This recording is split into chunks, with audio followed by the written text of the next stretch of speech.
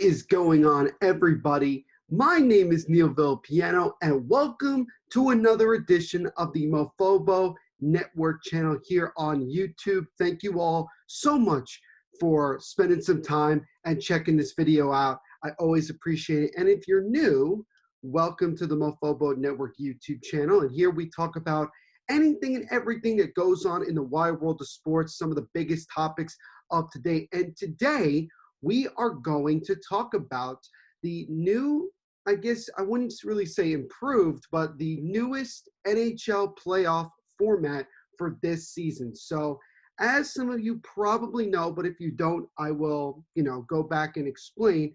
Back on Friday, May 22nd, 2020, the NHL, particularly NHL Commissioner Gary Bettman, announced that the NHL is moving forward with a 24-team playoff format for the rest of this season. So they are going to end the regular season. So for 7 teams, and we'll get into those teams in just a few minutes, but for 7 teams, their season is done. But for 24 teams, their season is still going to happen, and we are going to dive into the details of the playoff format so that everybody can understand. Because I think, especially over the last couple of weeks, people have been, including myself, have been kind of confused about what exactly is the clear details of how this format is going to go.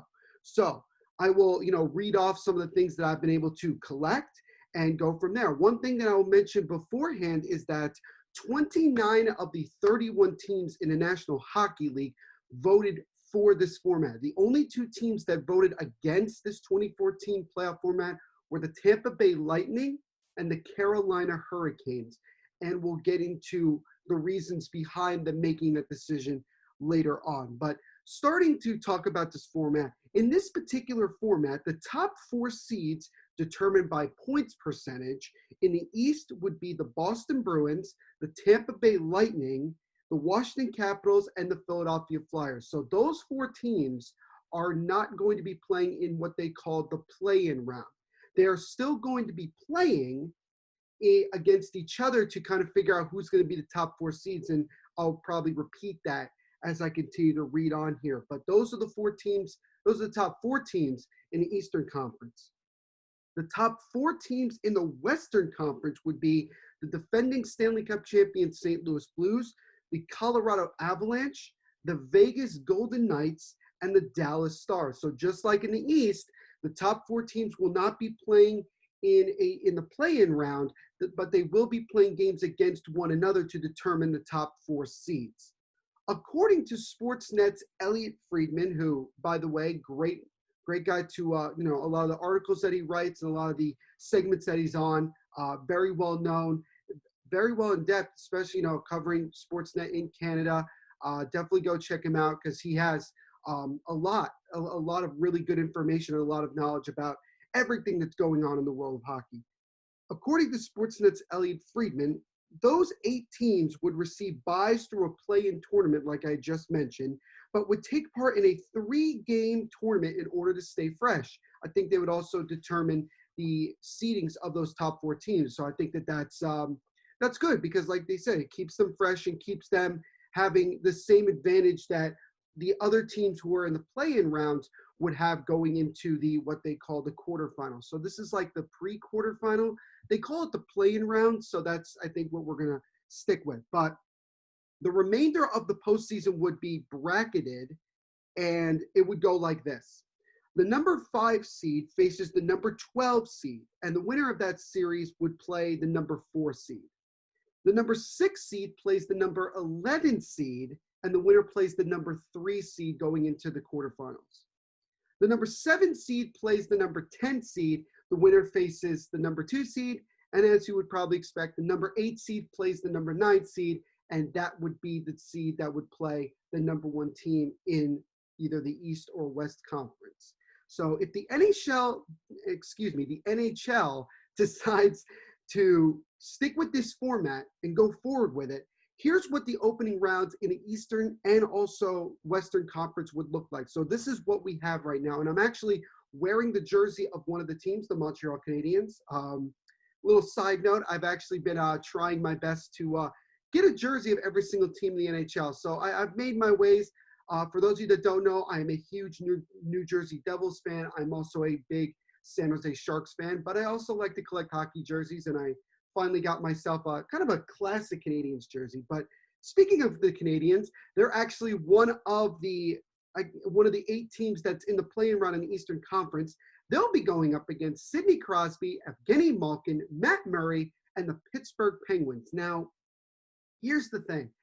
The Penguins, I don't know if it's been more their fan base or the organization themselves or just media people in general, have been complaining about the fact that the Penguins don't want to have to go up against someone like Carey Price, the goaltender for the Canadiens, in a best of 5 series because he can steal games. And so I think we're in for a possible upset in that series. And I'll go a little bit more in depth as to where I see this all going forward later on in this video.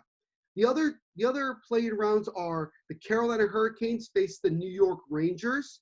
The New York Islanders take on the Florida Panthers, and the Toronto Maple Leafs take on the Columbus Blue Jackets. So those are the 4 play-in series going into the first round or the pre-round of the Stanley Cup playoffs. And the 4 winners of those series will move on. Now, here's another thing that I want to mention, and I may mention it again as well, but from what Gary Bettman and the NHL said, is that the play-in round does not necessarily count as part of the playoffs.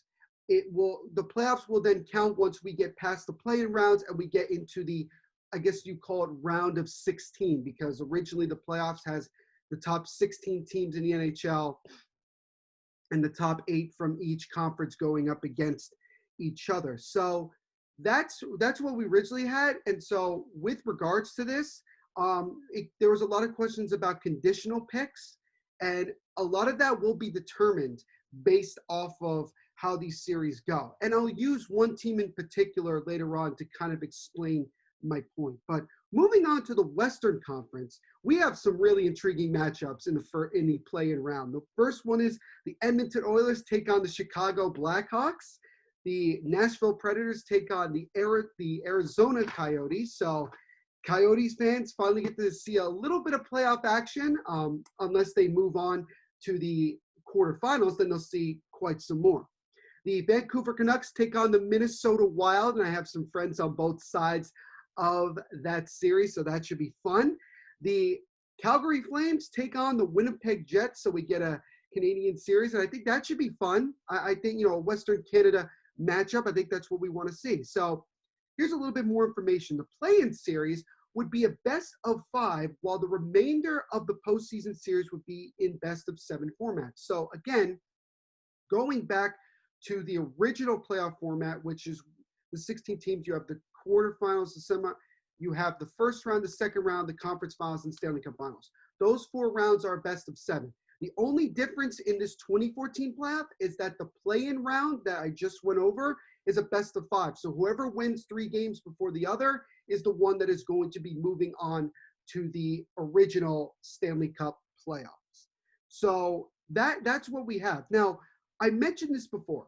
2 teams voted against this format, and that was the Tampa Bay Lightning and the Carolina Hurricanes. Now, nobody's really sure exactly why Tampa has a problem with it. Maybe it has to do with the fact that they don't want to have the same problem that they had last year, where they go up against the 8th seed and they not only get knocked out, they get swept out of the playoffs. So, it's a question of, is that what they're complaining about, or, what is the case may be? But here's the thing with the Carolina Hurricanes, and I actually really respect them. The Hurricanes finished with 81 points through the 68 games that they actually played. And Rob Brind'Amour, the head coach of the Carolina Hurricanes, has spoken several times over the last couple of weeks about his feelings towards this playoff format. And he says that he and his team feel that all of the hard work that they put in doesn't really get them any sort of reward, that now all of a sudden they're fighting for their playoff life when they looked like that they were going to waltz in as one of the teams making it to the top 8 when it came to the original Stanley Cup playoffs, if we were going to have them. But because of the COVID-19, that's not the case. But Rob Brindamore said that, what did we really fight for? Now we're in a situation where we're taking on a Rangers team who's coming in on a pretty high note. I mean, they've been really, really good those last couple weeks before we had the shutdown. So they're going to come in on a high. The Rangers are going to be excited because they're going to be saying, hey, we have a chance to actually make the playoffs now. And I know the Rangers were only a point or two out of the last playoff spot, so it wasn't like that they were one of those teams that got in, even though that they're not that close to making it. But the reward, so to speak, the reward that the Carolina Hurricanes get for being in this 2014 playoff is playing a Rangers team that, right as of the last standings before the shutdown, the Rangers were not technically in the top 8. And you have some dynamic players on that Rangers team, including Artemi Panarin, who I think should get a high, recognition for possibly being the Hart Trophy winner, particularly if the Rangers can make a deep playoff run. I think it's very similar to when Taylor Hall won the Hart Trophy with 93 points when he helped the Devils reach the playoffs a couple of years ago. And the Rangers have the 5th best offensive in a 5-game play-in. So, the Rangers have a top 5 offense. The Carolina Hurricanes are a little bit more of a ground and pound, or like a grinding out team. So I guess you could say the Hurricanes are built a little bit more for a long, enduring playoff series and just the playoffs in general. But in these 5-game series, knowing that the players are going to need time to get themselves ready to go, have a mini training camp, and again, we'll get into more of those details later on. It is going to be interesting to see how these series come out, particularly that one. But I definitely can sympathize with Coach Brindamore in saying that, yeah, I mean, you go through the grind. You played nearly 82 games. You missed out on the last 12, 13 games or so. And you're in a position where you're not even technically in the playoffs. You have to now fight to get into that last spot in a playoff series. So it's pretty difficult, and it's a tough pill to swallow. So I could see it, but obviously the majority voted for the playoff format, and that's what happened. And it's interesting enough that every single team, including the 7 teams that were not going to be in the playoffs, actually voted for it. It was a little surprising. I thought maybe you'd see 7 votes against it because it's like, hey, what about us? But I think a lot of teams that are in that bottom 7 probably recognize that they were, even if they tried to play the last 13 games, that they maybe were probably not going to get in. So they decided they'd rather focus on the NHL draft coming up in about a month and change from now, and we'll get into that as well. So the next bit of piece here as we move along here is the discussion about phase 2. Now, what is exactly phase 2 of the return to play, as that's what the NHL is calling it? So what does it entail? Well, it allows players to return to team facilities for small group workouts. So it's a maximum of 6 players that are allowed to participate in on-ice workouts at one time, though all drills must be non-contact and no coaches or team personnel are allowed on the ice. So that's definitely going to be a little bit difficult, that the coaches are not going to be able, at least early on, to have like legit full practices. But it's good because it'll allow these players to get back on the ice and get there. Now, obviously, they also have to follow the guidelines that each state, wherever their facility might be, is following. So it might fluctuate depending on how the coronavirus is going in different parts of the United States. Now, player participation at this point is optional. So if a player doesn't feel comfortable being a part of this, that they're not going to be forced to come back. So it'll be interesting to see how many players are for doing this and how many are still unsure and maybe choose not to participate early on. But here's some more bullet points. There was no set date for the return to play. So even though they're shooting towards, late July, maybe early August to kind of really get things rolling, the NHL is not going to make any final decisions until they know absolutely that everything is in place and everything is ready to go. So that's going to be something that we have to keep our eye on over the next month and change as phase 2 begins, and then we move into phase 3, which we'll also talk about. Now, the NHL is also saying that they want to have 2 hub cities, one for Eastern Conference games and one for Western Conference games. So basically, they're going to put all the teams for the Eastern Conference in one state, one city, one area. And same thing with the Western Conference, and just play in 2 hub cities to kind of pretty much try to contain the spreading of the virus. Now, even though things have been improving, you still don't want to take any chances, even with the fact that there may be a second wave of this virus coming in the fall, which, knock on wood, that doesn't happen. Teams will be limited to 50 personnel in their respective hub cities. So each team will have up to have the maximum amount of 50 people in their organization. So that's good. Enough, trainers, coaches, players, obviously, probably some media as well, and other things here and there. So that's good. I mean, this is clearly a very detailed thing, and I'm glad the NHL waited as long as it did before it really kind of came out and explained it. A small number of support staff will also be permitted in event arenas. So I don't know exactly what that means. I think that means more trainers and everything. I know that the NHL is looking more into about the whole thing with family situation, and can family members come, maybe not necessarily to the game, but come with them to these cities to kind of just be with them. That's a question that I think will be definitely tried to answer and try to figure out over the next couple of weeks. So you have that. Phase 2 of the return to play is expected to begin in early June. So it's June 3rd, I think. Is it June 3rd? It's June 3rd. Yes, just want to make sure. It's June 3rd. So, pretty much phase 2 is technically underway. I've already seen some players, even players in other countries back in Europe, because remember, we have a lot of players from places in Europe as well that are already skating. So I think we're going to start to see that probably in another week or so. Again, it all depends on the health guidelines of each state. Now, in New York and in New Jersey, there are, sports teams can go back to practicing and participating in games. So for the Rangers and the Islanders and also the Flyers who practice in New Jersey, I believe, they would have the opportunity to actually start practicing. So I don't know if they've already started, but I'm sure that they will be starting relatively soon. And then here's another thing. They expect to say in early June, but they have no official date. So again, it's going to really depend on a lot of things. I'm sure the NHL will be in contact with every single city and state that hosts an NHL team if it's okay for them to go back and really begin phase 2. Now, let's move to phase 3. Once we get to that point, what is phase 3? Phase 3 will include the start of training camp and is targeted for early July. So they want to give players about a month to really get their feet under them and really get back to, being on the ice consistently and practicing. And then once, things start to get better and better with regards to the health and the spreading of the virus, then we can start going to regular training camps and get underway with that. And that'll be a couple of weeks. And that's phase 3. And then I think that'll mean, coaches and, all the players will be there. And it'll just go back to a little bit of what we normally used to see with teams just practicing and getting ready for, the play-in rounds and so on and so forth.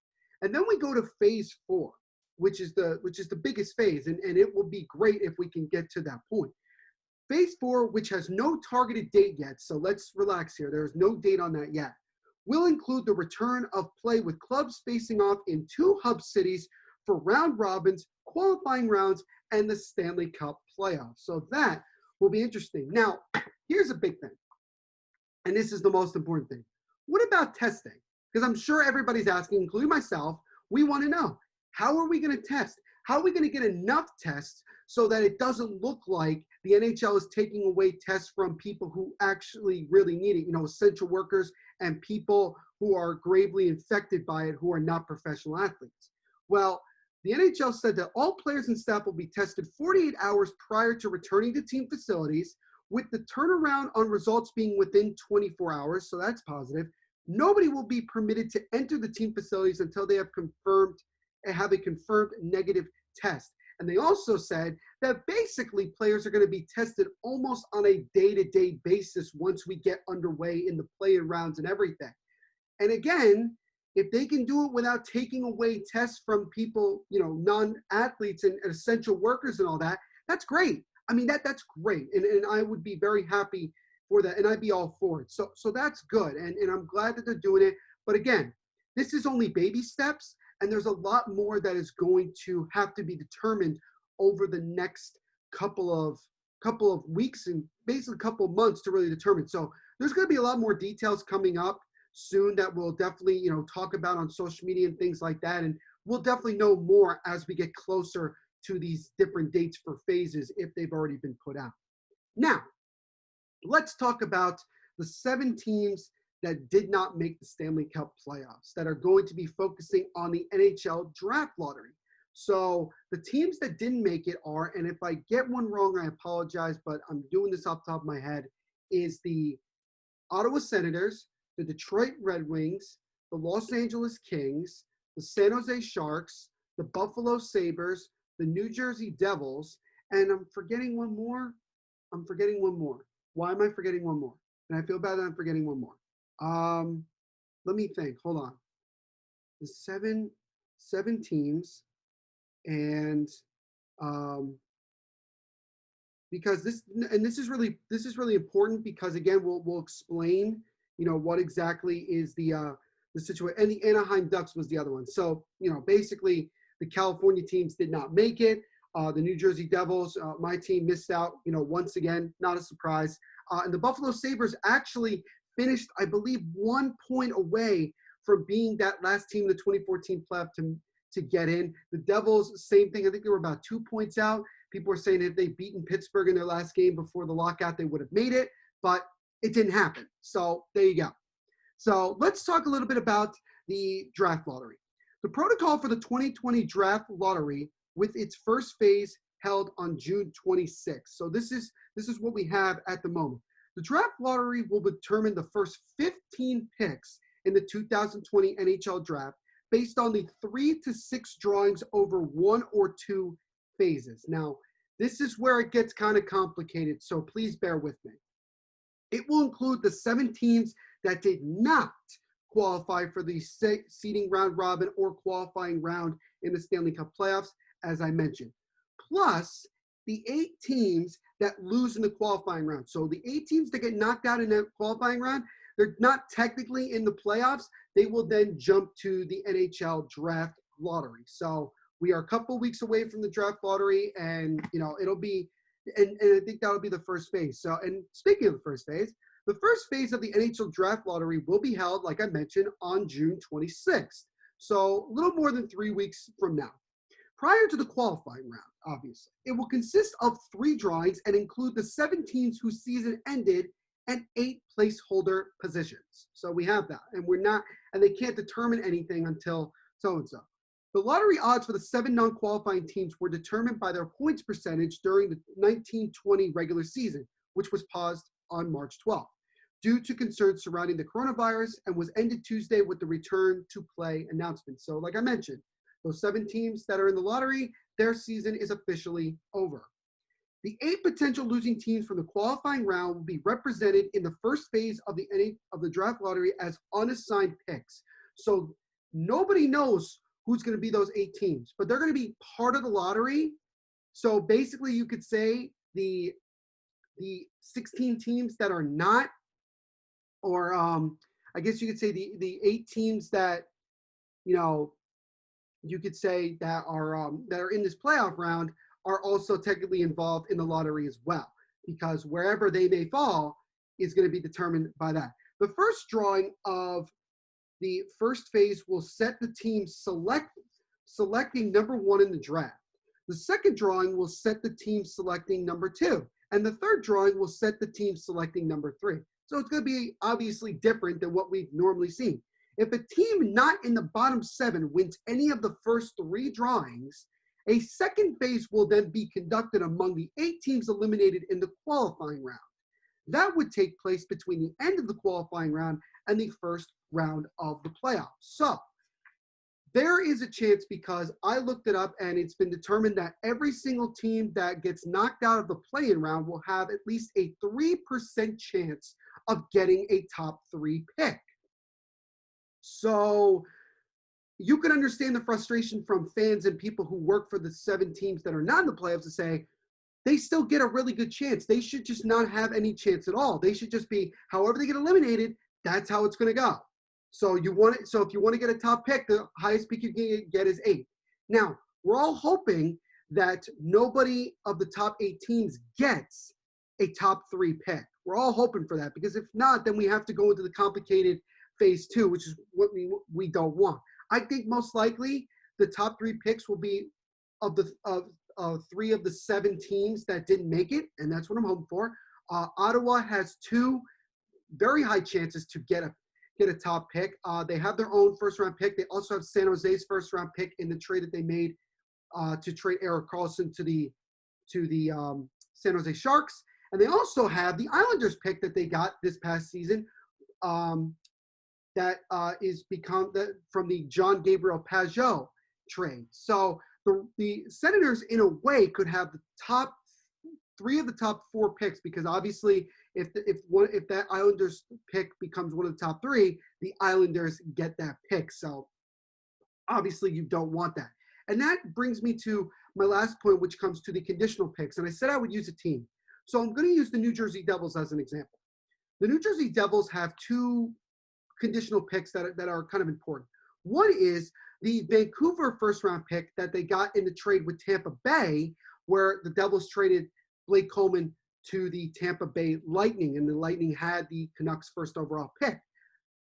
If the Canucks do not get out of the play-in round, then that pick becomes the first-round pick next season for the Devils, and the Canucks keep their 2020 first-round pick this year. If the Canucks get past the Minnesota Wild and get to the next round, then the pick would become the Devils. The Devils would get that first-round pick.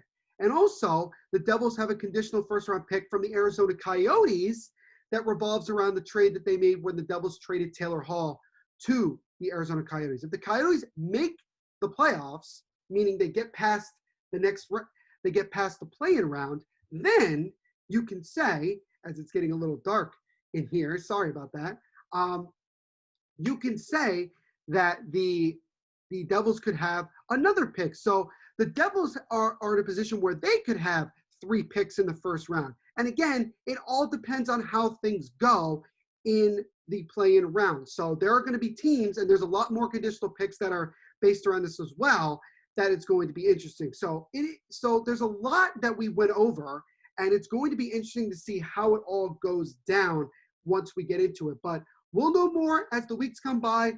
But it looks like NHL hockey, particularly the Stanley Cup playoffs, is going to happen this year, and we're all very excited and looking forward to it.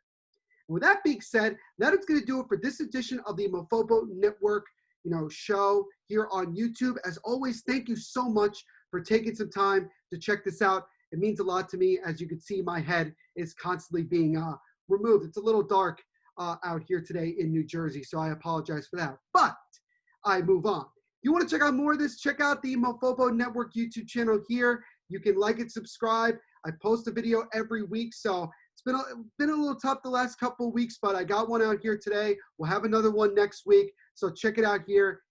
Come support, and I'll have a lot more links in the description as well for other things that I will talk about. Check out the Mofobo Network podcast that's on Anchor and Spotify, where you can check out all the guests and other topics that I talk about in the wide world of sports. So go check that out as well. Also, I have an announcement to make. I am now the official New Jersey Devils host on the Hockey Podcast Network. This podcast is going to be called Devils State of Mind. So that's going to be a lot of fun, and I'm very much looking forward to it. My first episode will be coming out this next Monday. So make sure you guys go find that out. It's going to be on Spotify, on SoundCloud, and a bunch of other places where you get podcasts. So definitely go check that out. Go follow the Hockey Podcast Network on all social media channels. Also, make sure to go check out my book, JETS, Pain, Pain, Pain, Pain and Suffering of Being a Jets Fan on Amazon.com for the price of $19.69 for hardcover and ebook. And if you're a Jets fan or football fan, you probably know why I chose that. So go check it out and let me know what you think. Follow me on Twitter at THENVPSHOW and on Instagram at NVPQB11. And also check out the Mofobo Network Facebook page, where you can stay up to date with all the new videos and podcast episodes that come up. So thank you all very much. And as I always say, have a great day out there for all of you wonderful people. And also, no matter what goes on in the world, no matter what hardships you're dealing with, when you wake up in the morning, just remember to kick some Mofobo. My name is Neil Piano, and we will see you in the next video. Please be safe, wash your hands, and God bless.